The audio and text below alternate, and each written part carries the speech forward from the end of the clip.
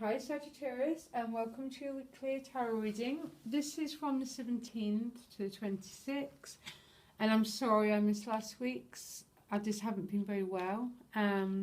British winter time, no light, no sun basically. So yes, you've got an interesting ending to the year.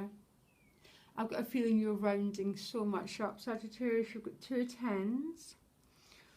I think some of you could be feeling really tired because you've got the 10 of bottom of the deck, 10 of rods. So coming to the end of quite a difficult and oppressive cycle. So when you pull this card, it's almost like tired.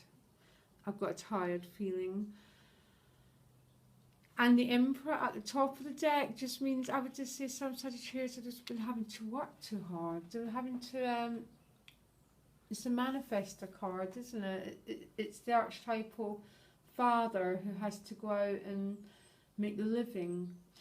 Be careful. My only one thing, I can't see, be careful of not being, because you're tired, but not being too defensive this week. Because you've got the King of Cups, and that's always a really good emotional energy. And sometimes the Emperor can mean being a little bit closed off and not letting people in.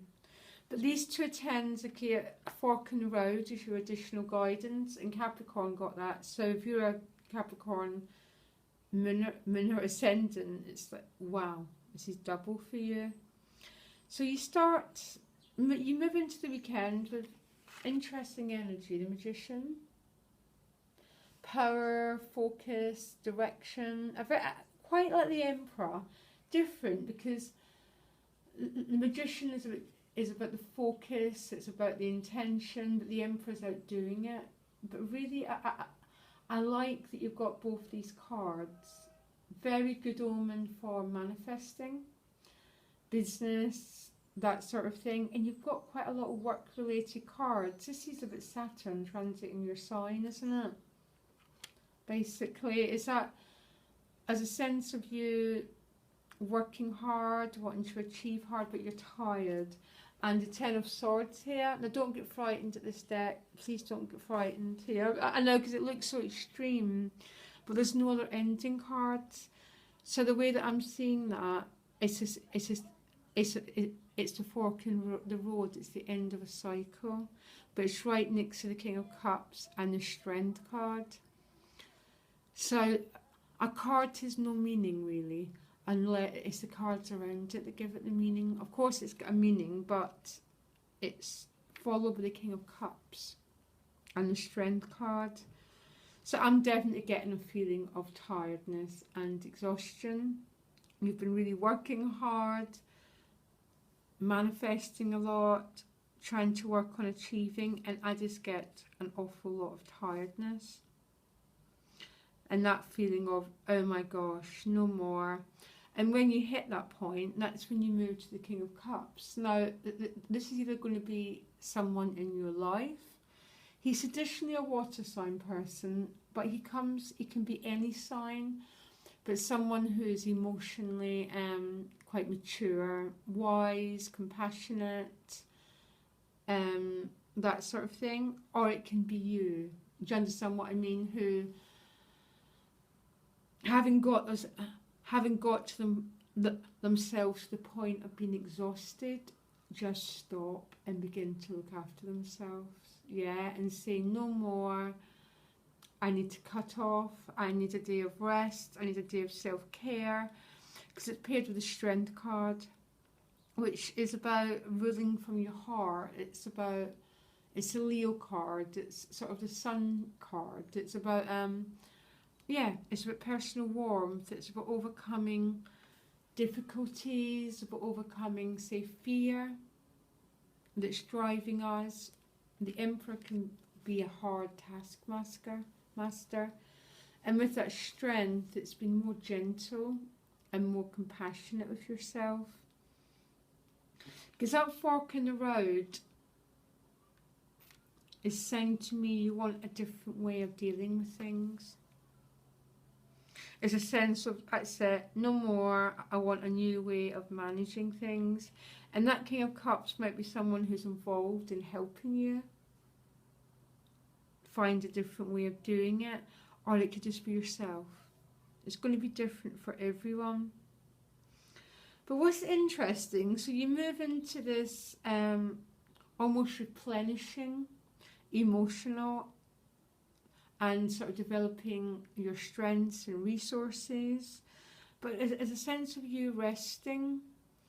And then you move into the 8 and the 7 of discs, so back into work again.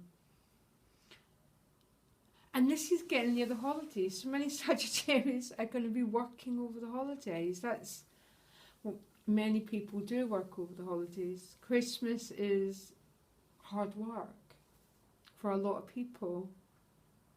But this is you being the craftsman, so producing your work. You're highly focused, highly skilled. And paired with the 7 of discs is a feeling of waiting for something. So it's almost you're waiting for the 7 to become a 10, Sagittarius. That's how I always see the 7, that you've done an awful lot of work and you're quite tired. You're, you know, and you're sort of waiting to see how it's all going to develop for you.